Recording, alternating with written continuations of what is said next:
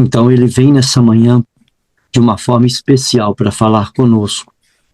Ele tem algo para nos dizer, algo para nos direcionar aqui nesta manhã.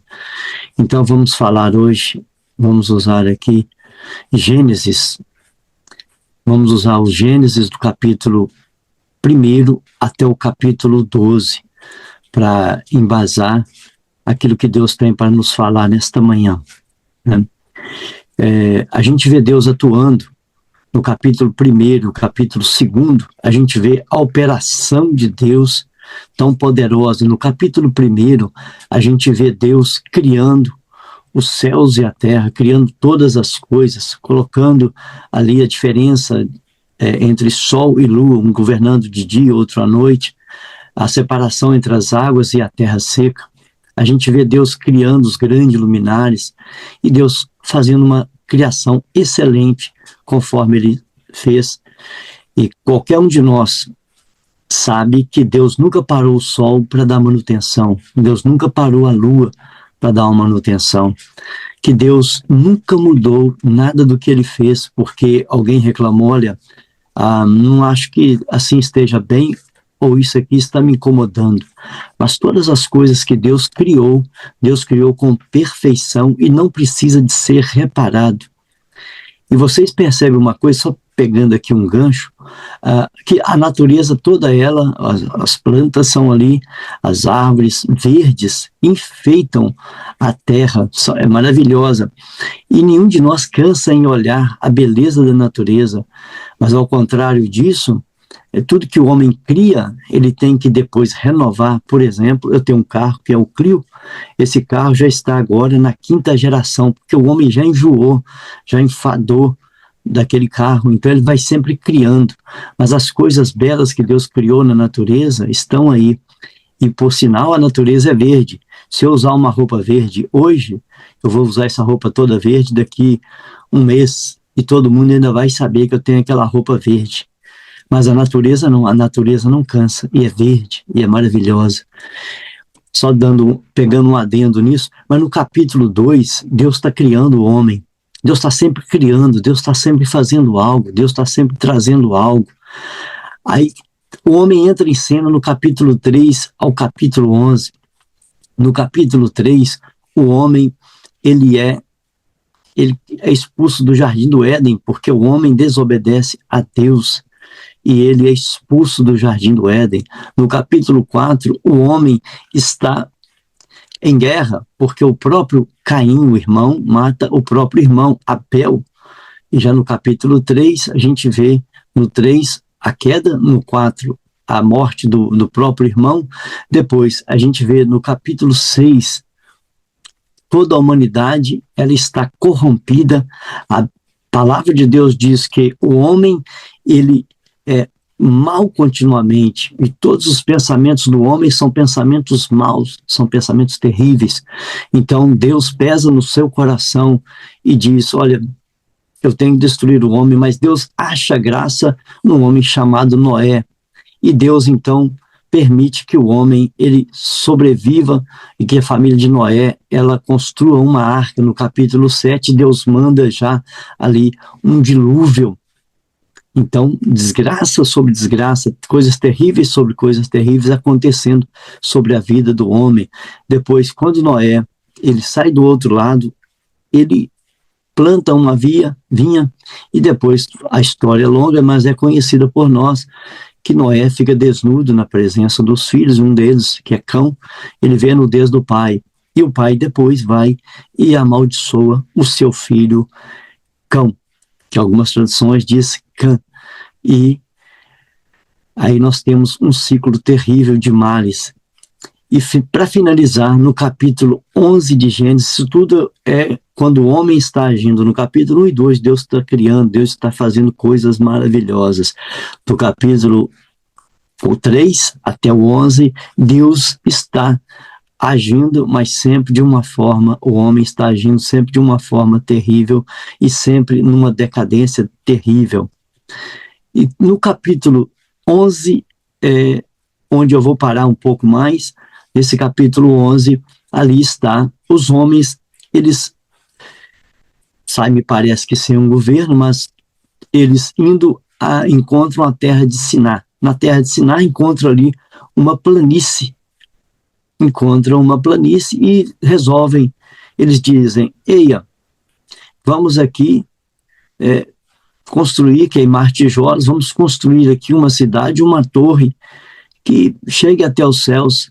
Eles entram em concordância. A gente não vê ali um líder, mas eles, entre si, entram em acordo para fazer uma grande torre e também uma cidade.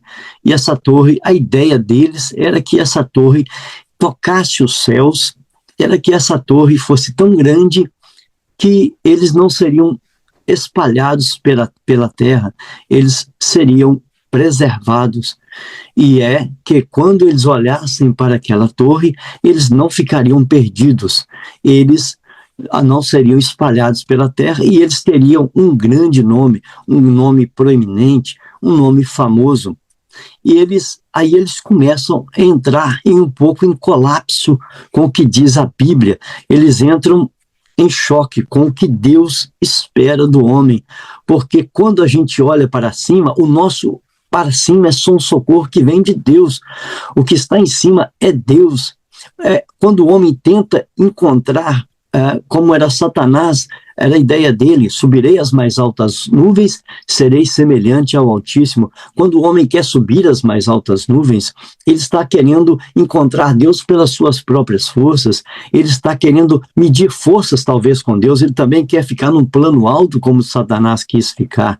Quando o homem, ele busca meios para chegar aos céus, que não Cristo, que não o Salvador, ele começa a criar uma concorrência com Deus e com o Salvador, porque a Bíblia diz que o nome de Cristo está acima de todo nome, ele está lá nos céus. Então, quando o homem ele começa a construir uma torre com as suas próprias mãos, sem a direção de Deus, o homem está construindo uma torre para a sua própria destruição, ainda que fique num plano alto, ainda que pense que está num plano maior, o homem está fora da vontade de Deus.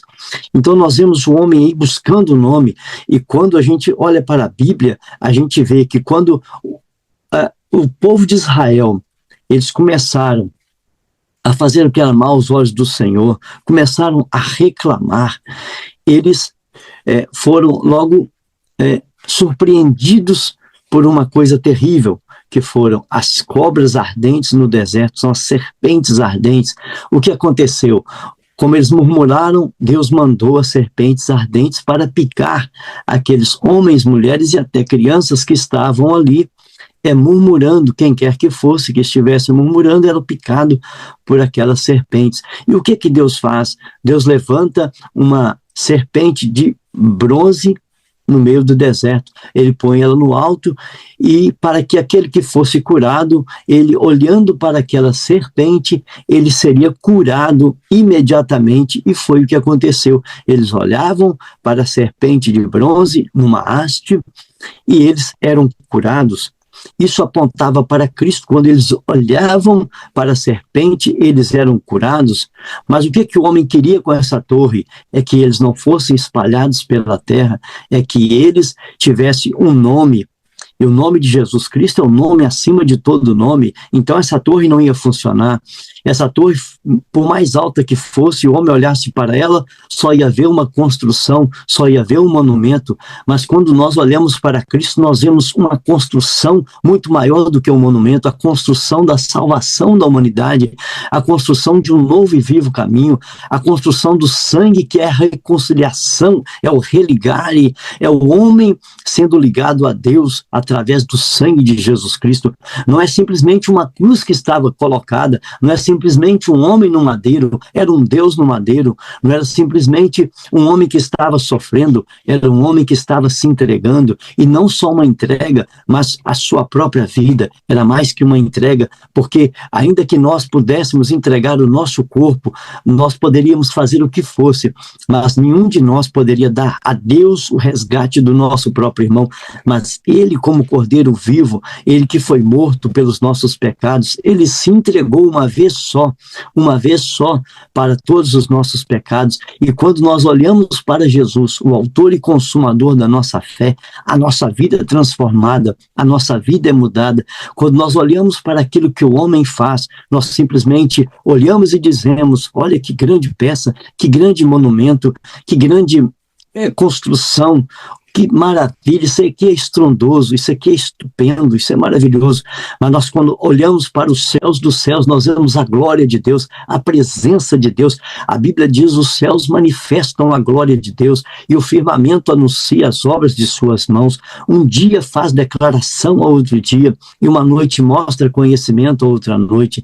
Sem linguagem, sem fala, ouvem-se as suas vozes em toda a extensão da terra e as suas palavras até o fim do mundo.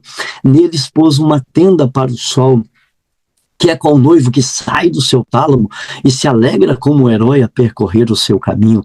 A sua saída é desde uma extremidade dos céus e o seu curso até a outra extremidade deles. Nada se furta ao seu calor.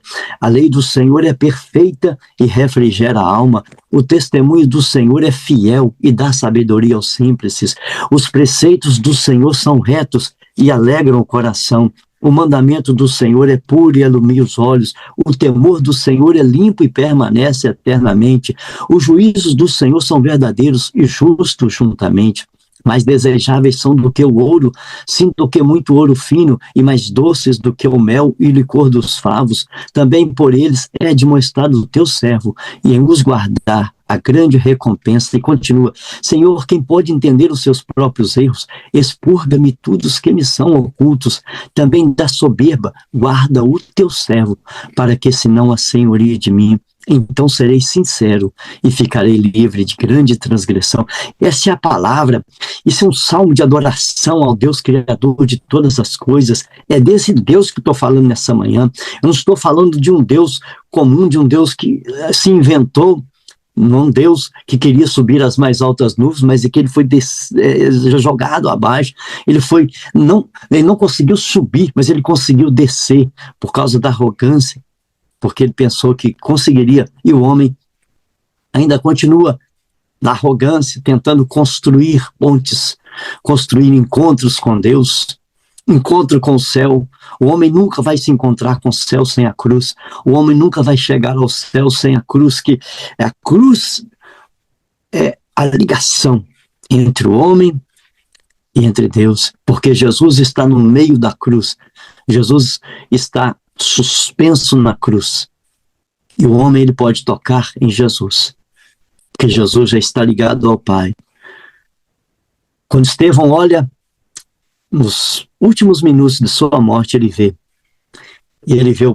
Jesus à direita do Pai, como se Jesus estivesse aqui, à direita do Pai, assentado à direita. Na verdade, ele já estava de pé, né? Em pé à direita do Pai. Jesus estava ali. E Jesus está ali intercedendo por nós. As nossas orações são todas guardadas. Ele sabe, ele vê, ele ouve, ele sabe o que nós pensamos. E ali estavam os homens, tentando chegar a Deus. Agora vamos para o versículo 12, que vai fazer uma mudança completa nessa história. Agora, no versículo 12, é Deus atuando. É Deus chamando o homem. Ali o homem chegou numa terra e achou que era o lugar que poderia construir. Mas Deus sabe onde que se deve construir. E Deus faz uma coisa.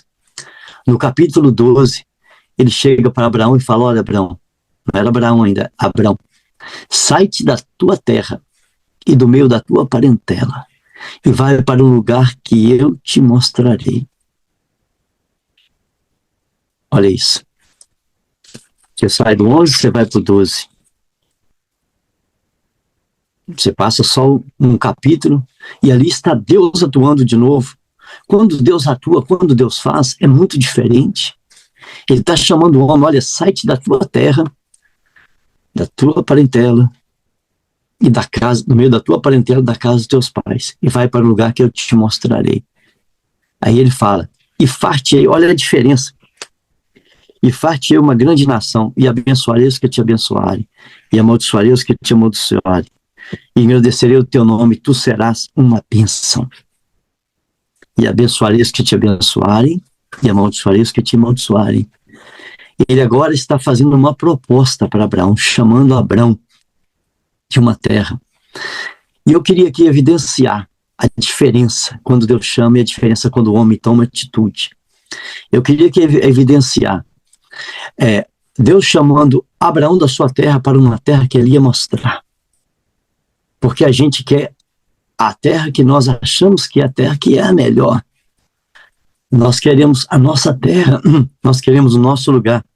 Nós não queremos sair dali. Porque quando a gente finca morada num local, a gente começa a acostumar com aquele local, a gente começa a acostumar com aquela terra, e Deus sempre nos chama para coisas maiores, para coisas grandes. Mas só que Deus, quando Ele chama, Ele garante, mas só que nem sempre Ele fala, e a maioria das vezes Ele não fala. A maioria das vezes Deus não fala. Deus não falou que José tinha uma cova preparada para ele, nem que tinha uma escravidão preparada para ele, uma prisão. Deus não falou com ele. Deus não falou. E Deus também não falou que Moisés, mesmo que guiasse o povo até a Canaã, ele não entraria na terra. Nem as coisas terríveis, nem as boas, Deus não fala, porque se Deus nos falasse tudo que haveríamos de fazer no dia de amanhã, muitas coisas nos causariam terror e perplexidade. Mas o que Deus faz? Deus nos fala através da dor, nos constrói, nos transforma através das dificuldades. Ele vai nos ensinando, nos moldando, e Ele vai nos fortalecendo através de dias difíceis, de problemas, de males que vão se apresentando, e nós temos que tornarmos resilientes, porque são caminhos de provas, caminhos mais tortuosos, para que, ao passar dali para um caminho maior, para a mudança de fase, estejamos com os lombos preparados. E eu vejo 3 pontos aqui que eu quero destacar com vocês. Primeiro, sai-te da tua terra, no meio da tua parentela e da casa dos teus pais. Qual que é o maior desafio para você? Qual você acha o mais difícil para você? Quando Deus fala, sai-te da tua terra, ou do meio da parentela, ou da casa dos pais. Sair do meio da parentela me parece fácil. Não parece tão difícil. Porque os parentes ali, primos, tios, avós, talvez não seja tão difícil. E aqui eu estou conversando com a maioria das pessoas que deixaram suas famílias, às vezes, e estão em outros países. A maioria estão em países diferentes do seu país de origem. E talvez nos dias que saíram, eram dias bem difíceis. Então, deixar parentes, aquele convívio, não é fácil. Deixar a casa dos pais é muito difícil. Principalmente as pessoas mais novas que estão em pleno crescimento, em pleno desenvolvimento, e numa comunhão muito forte com os pais. Aos mais velhos é um pouco mais fácil, porque já tem suas famílias constituídas, e fica mais fácil deixar a casa dos pais. Mas tem uma coisa que eu acho que é um dos pontos dessa mensagem. É deixar a terra. Deixar a sua terra. Ele falou, olha, Abraão, deixa a sua terra e vai para a terra que eu vou te mostrar. Deixar a terra, que eu vou colocar isso entre aspas, deixar a carne, deixar o mundo, a terra que é o elemento do qual nós somos criados, é a estrutura da qual nós somos criados. Se a gente pegar a terra, ela tem os elementos todos que tem no nosso corpo, porque fomos feitos do pó da terra, na verdade é esse pó, né? Essa terra, que tem todos os elementos que tem no nosso corpo. Então nós temos uma dependência tão grande, por isso tudo que nasce na terra, dos frutos, são interessantes para nós, nos aprazem, porque a nossa constituição está ali na terra. E Deus chama, olha, Abraão, sai dessa tua terra, sai da sua terra. Ele nos chama a sair dessa nossa terra, desse nosso mundo. A nossa terra, muitas das vezes, é o nosso pecado. A nossa terra, muitas vezes, é a forma de lidar com o nosso próximo. É a nossa arrogância, é a nossa truculência, é a nossa duplicidade na mente, é às vezes a nossa mentira, é a nossa falsidade. A terra, às vezes, que nós estamos tão envolvidas com ela que pensamos só em coisas dessa terra. Jesus falou, não ameis o mundo, nem o que no mundo há, porque o que ama o mundo, o amor do Pai não está nele. E em muitas situações nós temos amado essa terra, nós temos amado viver nessa terra. Quando Deus dá uma ordem a Ló que abandone a sua terra, ele fala, olha Ló, pega a sua família e sai daí urgente. Os anjos estavam ali já pegando na mão de Ló. Olha como Deus tem pressa em nos tirar da nossa terra, nos tirar dos nossos erros e falhas, daquilo que nós construímos nessa carne, daquilo que nos apraz nessa carne, que é mal. E os anjos chegam ali, e Ló fica meio receoso, não, Ló, vamos embora. E ele, mas espere, não, Senhor, não, meu Senhor, não, está longe. E o anjo leva, e a mulher de Ló olha para a terra. A gente tem sempre aquilo de olhar para a terra. Aí alguém fala, leva os meus olhos para os montes, de onde me virá o socorro? Alguns ficam enganados. Olho para os montes, de onde me virá o socorro? Não, eu só olho para lá, porque lá me reflete, me mostra a grandeza. Mas não é lá, monte. O meu socorro vem do Senhor que fez os céus e a terra. Ele é mais do que os céus, ele é mais do que a terra. E a Bíblia diz, no Salmo 24, do Senhor é a terra e a sua plenitude, o mundo e aqueles que nele habitam, pois ele afirmou sobre os mares e afundou sobre os rios. Quem subirá ao monte santo do Senhor, ao monte santo do Senhor?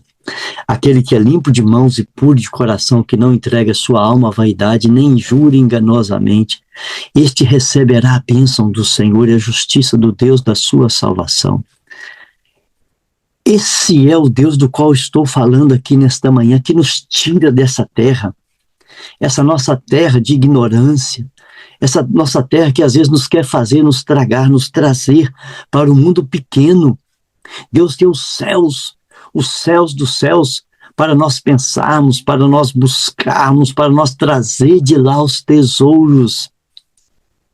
As coisas que nós não conhecemos, as coisas que o olho não viu, as coisas que não subiu ao coração do homem, não está aqui nessa terra, não está na sabedoria do homem, não está na engenharia dessa terra, não está na ciência dessa terra, não está nos governantes dessa terra, não está nos sábios dessa terra, que tenham deixado legados, que ainda tenham contribuído para o crescimento, o desenvolvimento dessa terra e da tecnologia e toda essa modernidade da qual nós desfrutamos e somos gratos pelos que fizeram, mas entender e viver a graça, o poder, a misericórdia, é só lá em cima, é no alto, olhando para o alto, né? Olhando para o Senhor, é de lá que vem a nossa redenção, é de lá que vem uma vida nova.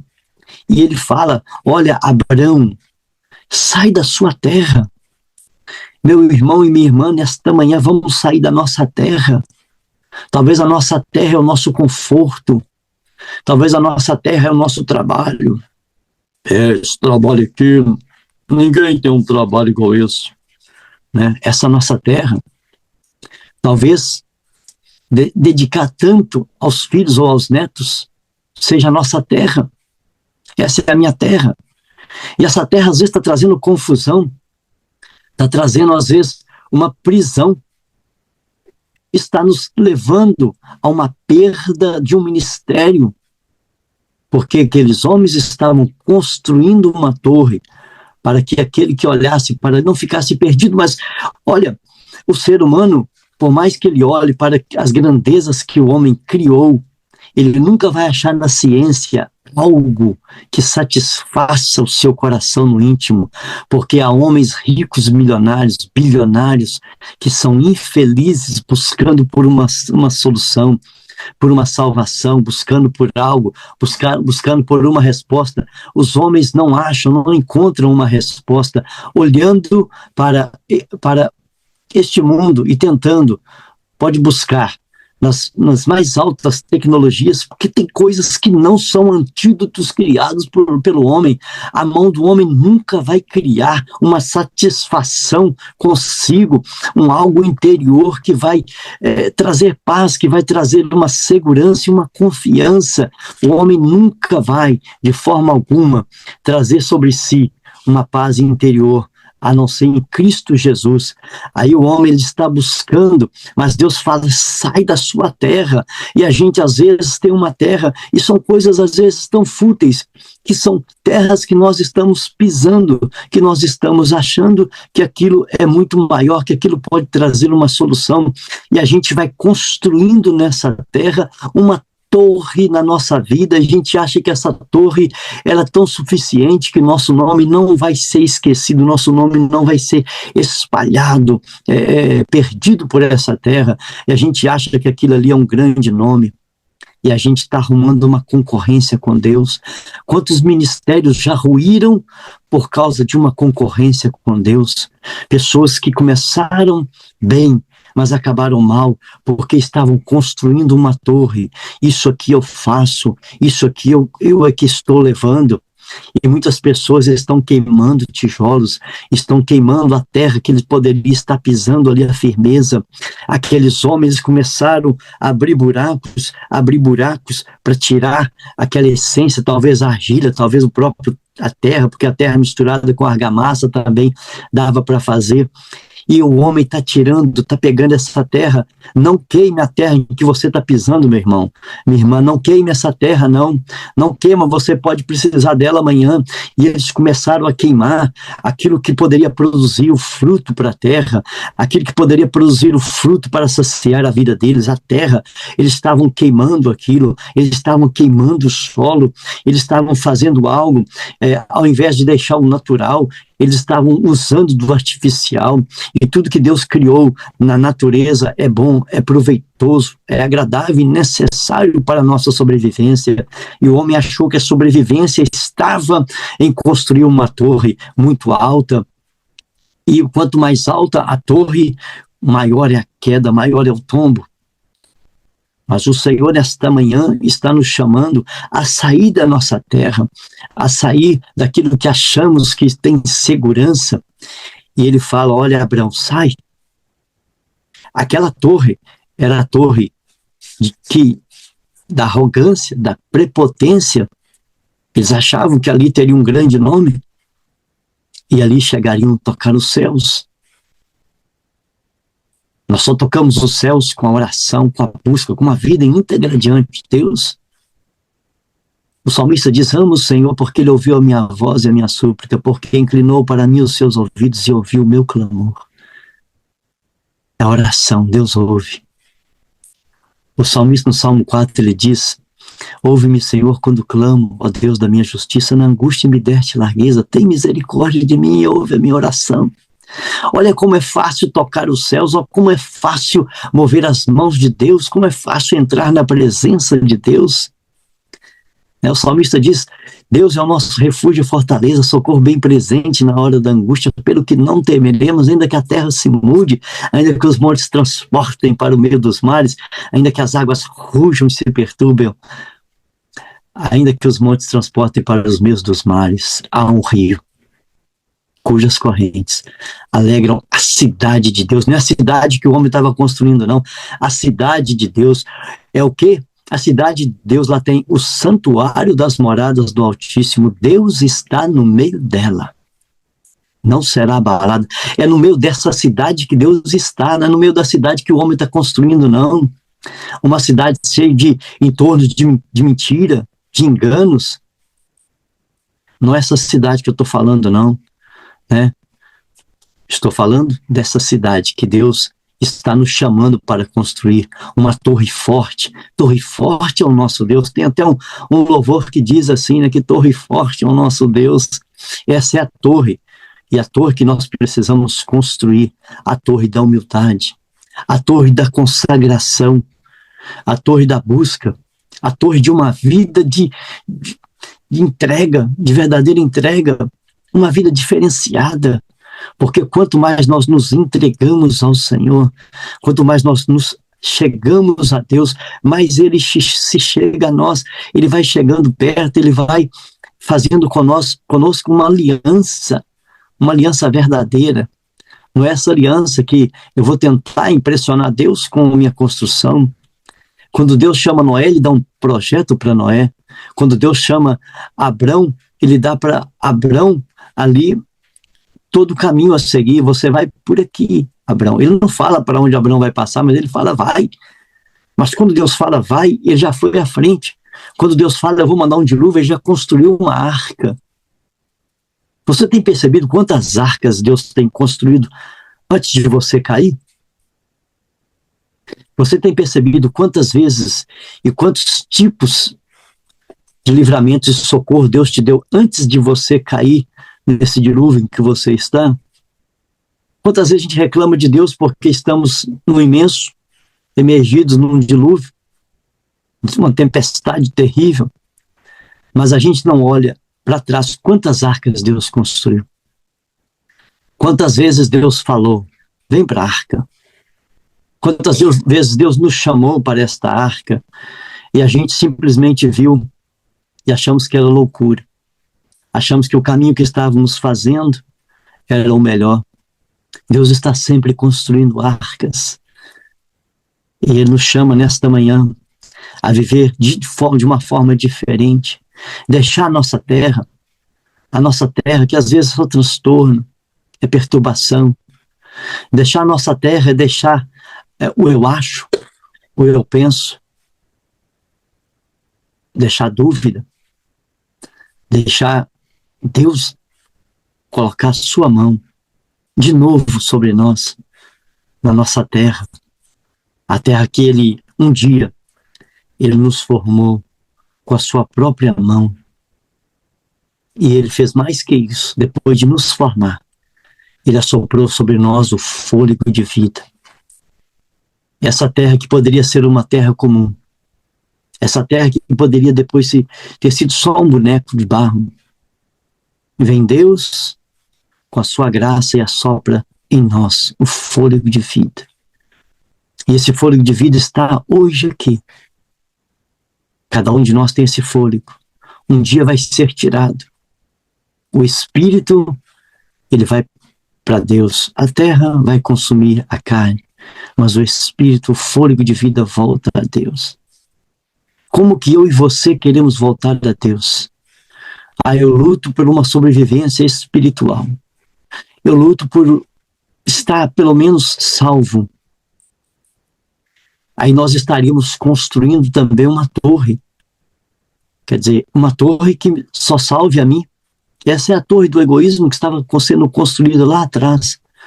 Mas Deus quer o quê? Ele fala com Abrão, abençoarei os que te abençoarem, amaldiçoarei os que te amaldiçoarem. Tu serás uma bênção. A terra será abençoada por tua causa. Aquela torre que eles estavam construindo era uma torre para eles. Quando Deus nos chama, Ele nos chama para sermos uma bênção para a humanidade. Nós conseguimos entender a grandeza disso? Cada um de nós é um agente de Deus nessa terra. Cada um de nós foi chamado nessa terra para ser um instrumento na mão de Deus. Mais que uma simples torre. Ele fala, tu serás uma bênção. Farei de ti uma grande nação. Aí olha aqui, engrandecerei o teu nome. Olha o que eles queriam naquela torre. Um nome, uma fama. Mas Deus deu a Abrão deliberadamente um nome, um grande nome. Não era um nome sobre todo o nome, mas era um grande nome. Abrão teve um grande nome, porque por Abraão seriam benditas todas as famílias da terra.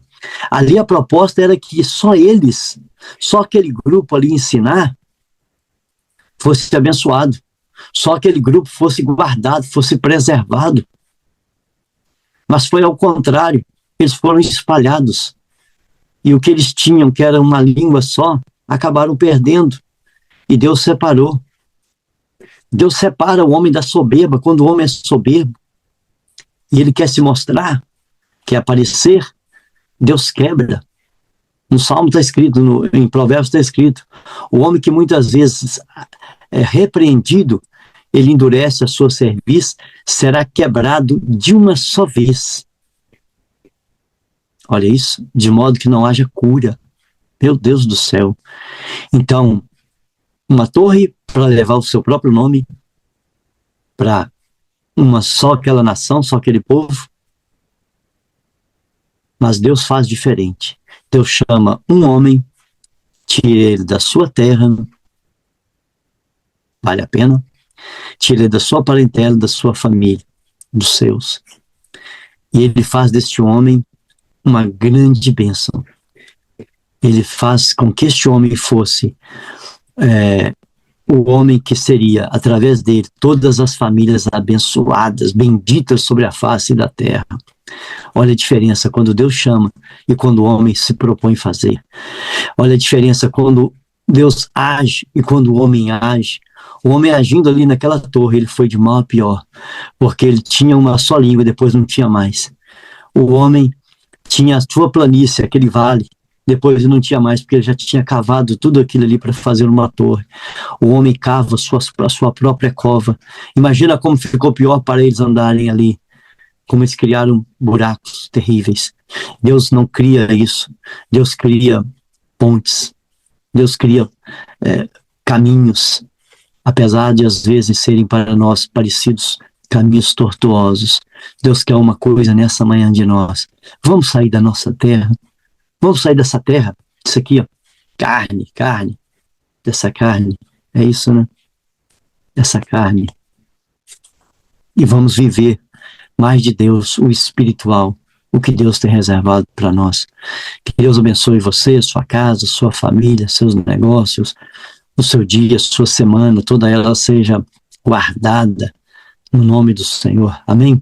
Paz do Senhor. Estou aqui para falar um pouquinho do projeto Mães e Filhos que Oram. E talvez você esteja perguntando, mas o que é o Mães e Filhos que Oram? O Mães e Filhos que Oram nasceu no ano de 2019 em Londres, com o objetivo de conectar o coração de mães e filhos a Deus através da oração, restaurando o altar do Senhor dentro da nossa casa. Nós temos devocionais e oração na plataforma do Zoom de segunda a sexta. Siga-nos na página do Instagram para você ter todas as informações e não ficar de fora. Que Deus fortaleça a sua vida de oração em família, porque é para isso que nós estamos aqui. Esperamos por vocês.